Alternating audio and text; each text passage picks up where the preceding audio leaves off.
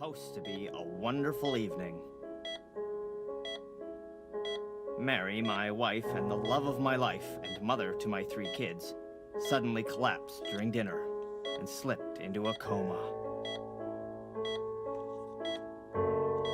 Even the doctors couldn't figure out what was wrong with her.